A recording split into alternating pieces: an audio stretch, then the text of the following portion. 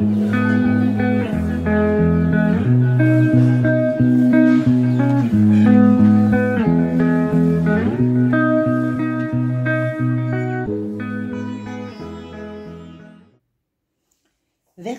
bonjour à tout le monde, bienvenue à vous sur cette chaîne où je suis très heureuse de vous retrouver. J'espère que tout le monde va très très bien. Nous sommes ensemble pour voir quelles sont les énergies qui sont susceptibles de vous accompagner durant ce mois de mars 2022 déjà.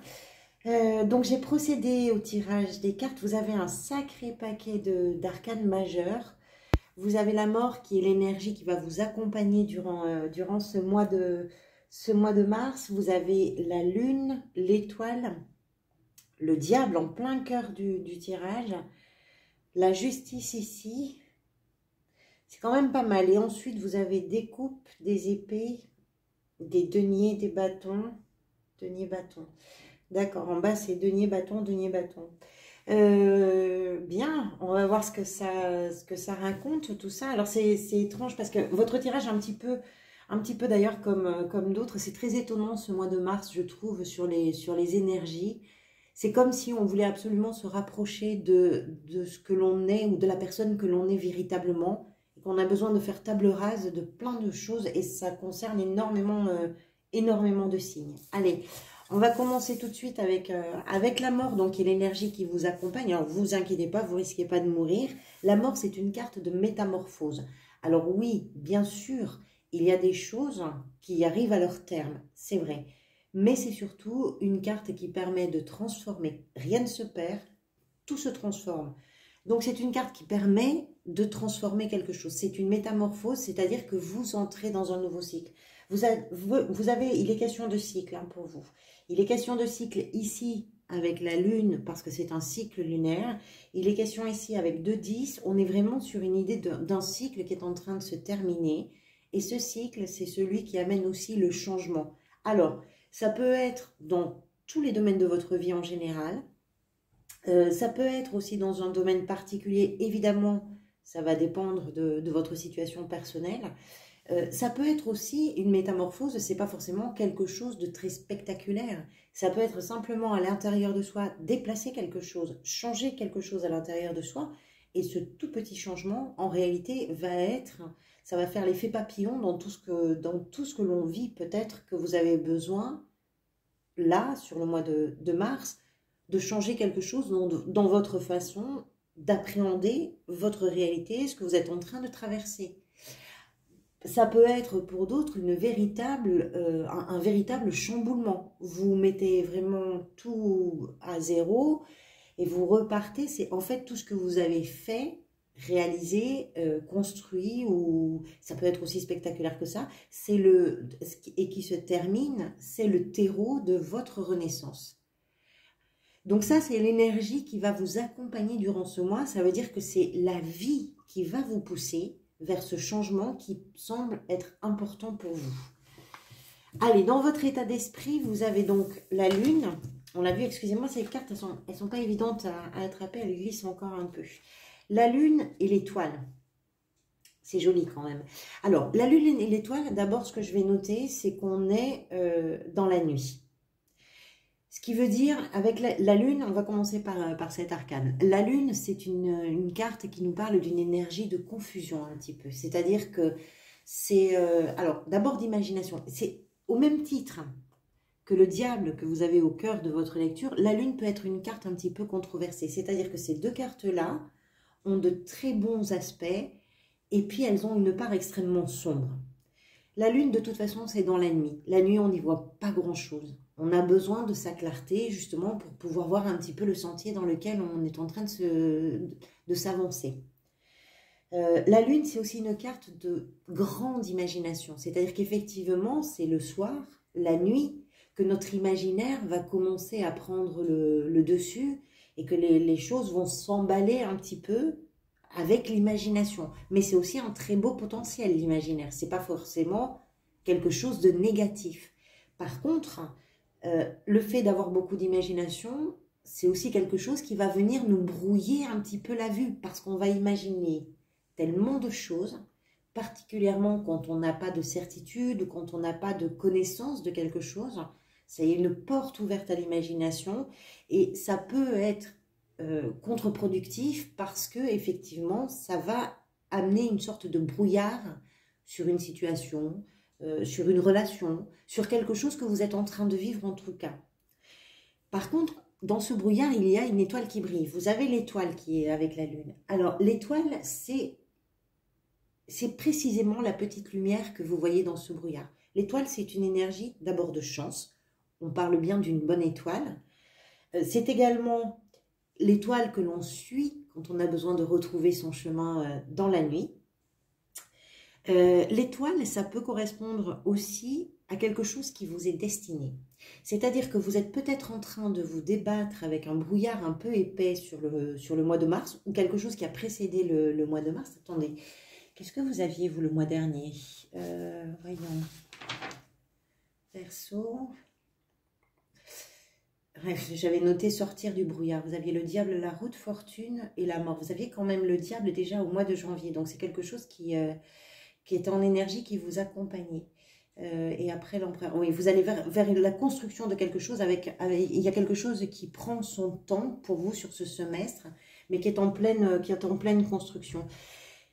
Ce que vous voulez, c'est atteindre ça, c'est l'espoir aussi, l'étoile. C'est-à-dire que c'est cette lumière que vous voyez dans votre obscurité, c'est ce chemin qui est tracé, un peu comme une destinée, et c'est également le sentiment que vous êtes protégé. Alors, adaptez-le par rapport à vos croyances ou par rapport à vos non-croyances.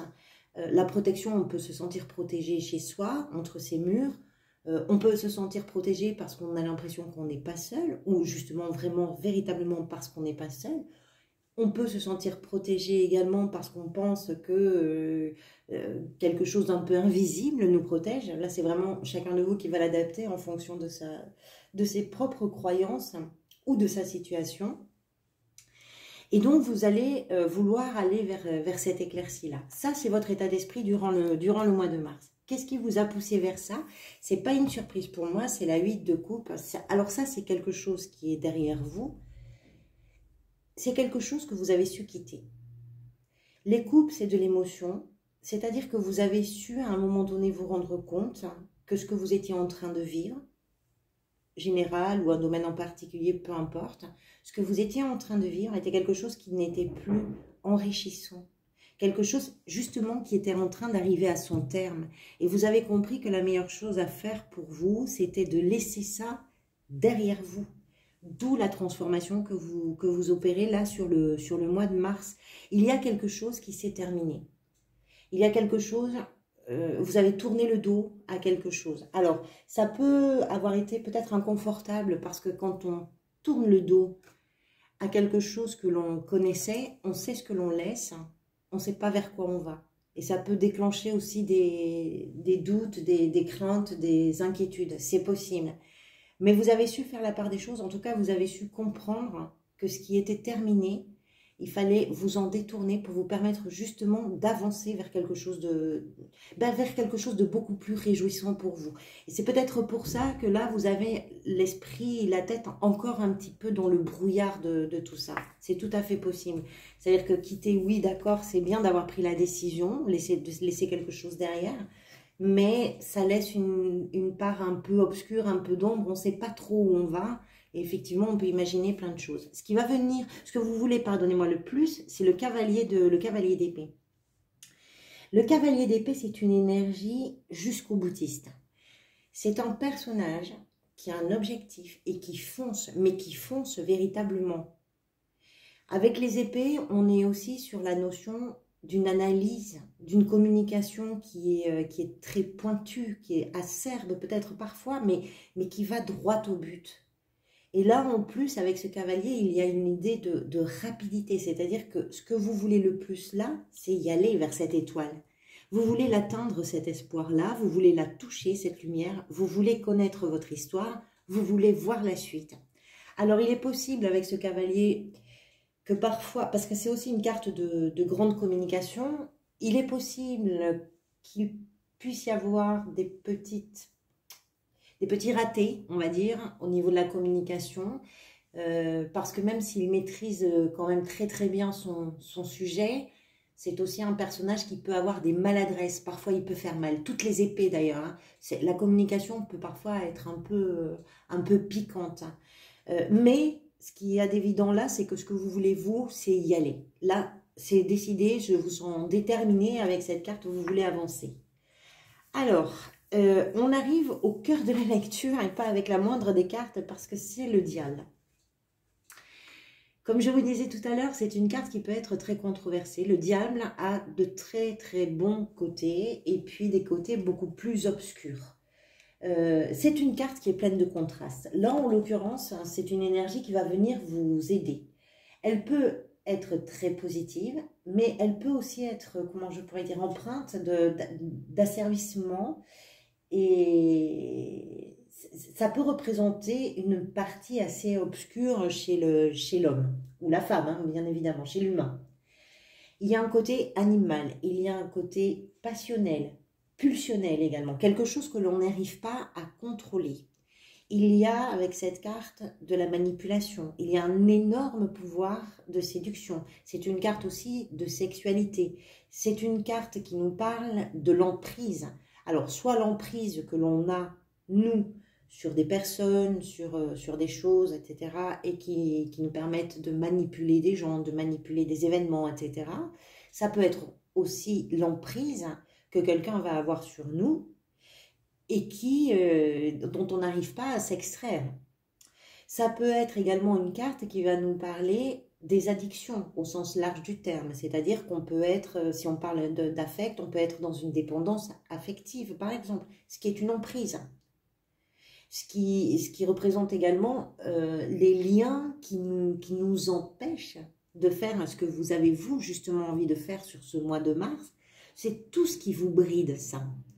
Et c'est aussi le saboteur, c'est-à-dire que c'est nos parts d'ombre, le diable, c'est tout ce qu'on a un petit peu obscur. On note quand même ici que la lune et l'étoile sont quand même dans la nuit. Donc il y a quelque chose un petit peu obscur. Mais cette carte du diable, c'est celle qui vient vous aider. Alors la première chose, c'est que de la même façon qu'avec le cavalier d'épée, c'est une carte qui nous parle d'une énergie incroyable. Le diable déborde d'énergie.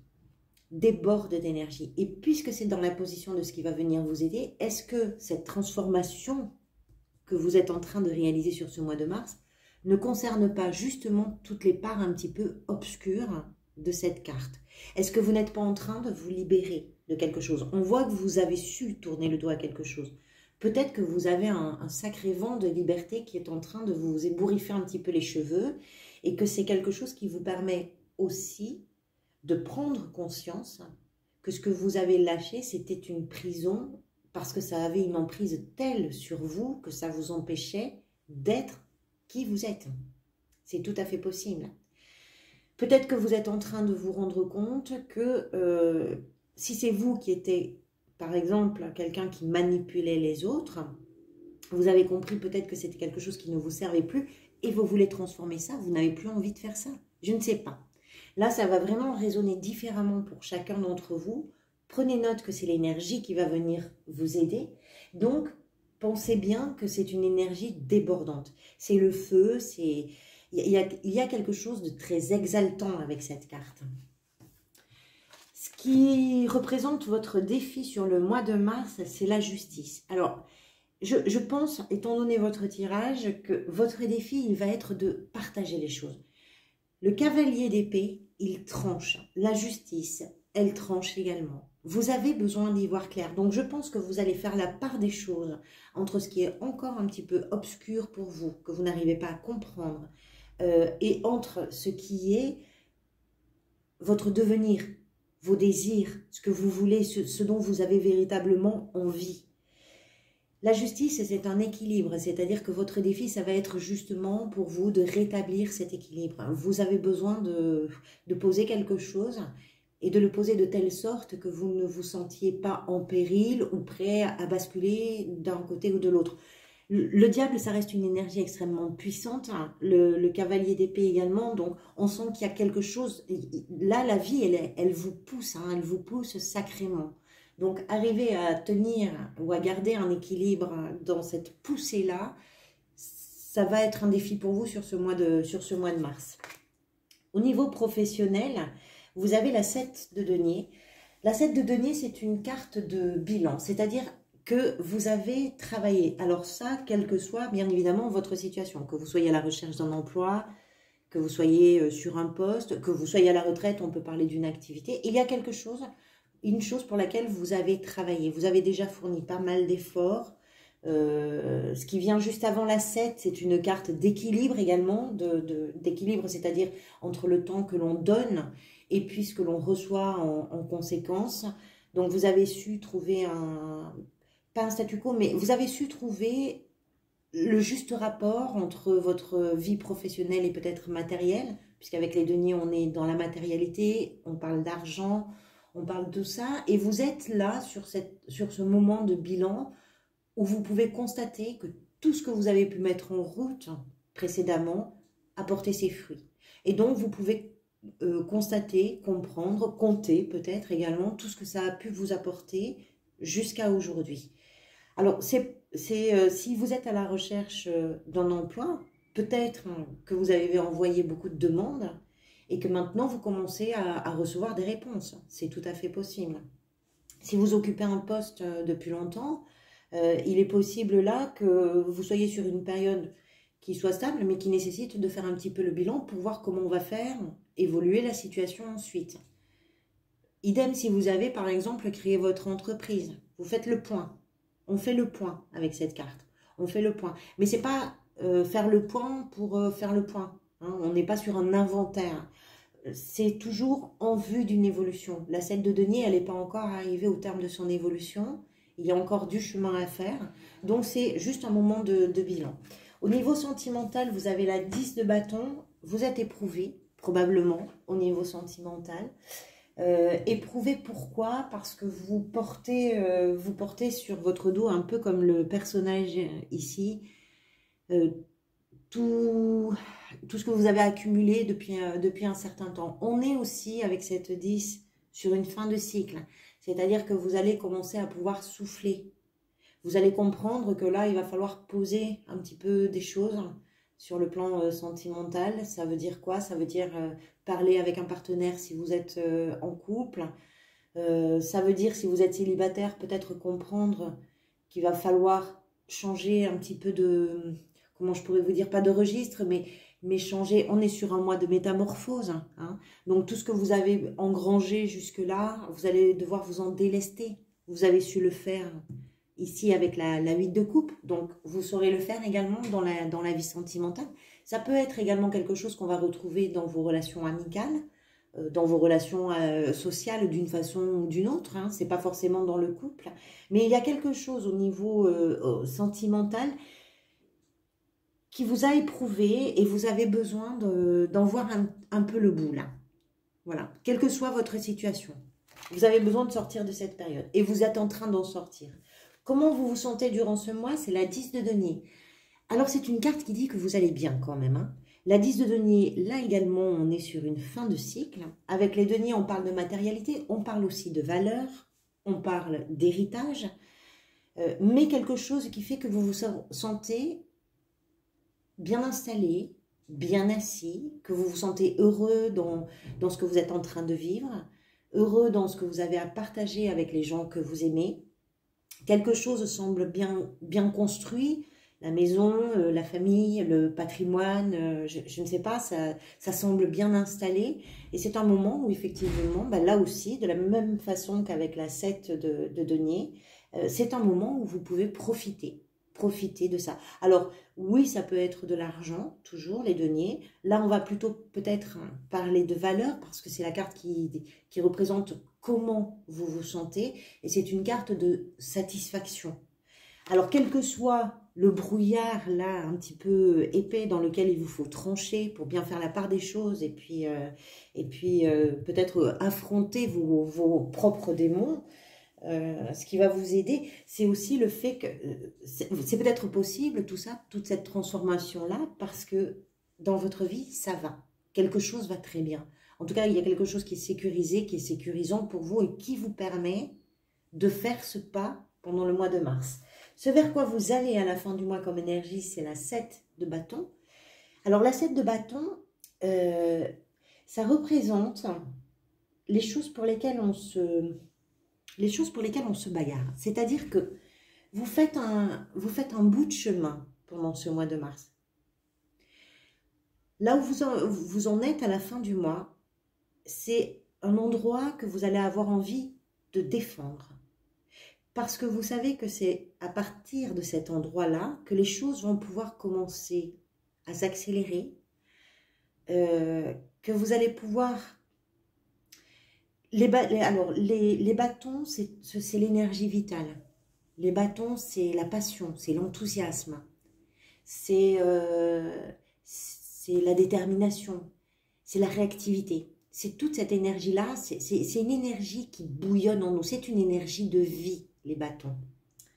Le fait que ce soit la 7, ça veut dire que vous protégez l'endroit où vous en êtes, parce que c'est aussi une énergie pour vous vitale, et que vous n'avez pas envie que qui que ce soit, ou que quelque argument que ce soit, vienne vous freiner dans quelque chose. Même si vous devez prendre le temps, vous ne voulez pas en être privé. Voilà. Vous avez quelque chose à défendre à la fin du mois. Je ne sais pas quoi. Voilà, on arrive au terme de cette vidéo. J'espère qu'elle vous aura au moins apporté des pistes de réflexion. Je tiens à vous remercier tous et toutes pour votre présence déjà, et puis également pour tous vos engagements, vous le savez, qui sont très importants pour la chaîne. Merci beaucoup pour vos likes, pour vos commentaires. Merci infiniment pour vos engagements.